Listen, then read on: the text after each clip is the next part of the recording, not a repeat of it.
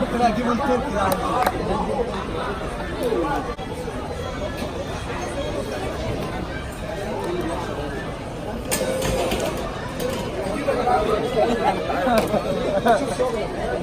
عايزين نجيب السوق.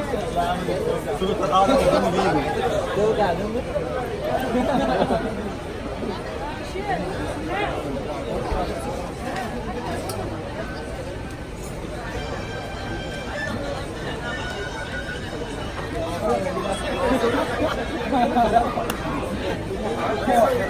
خلاص كده انا هكتب بعدها صح؟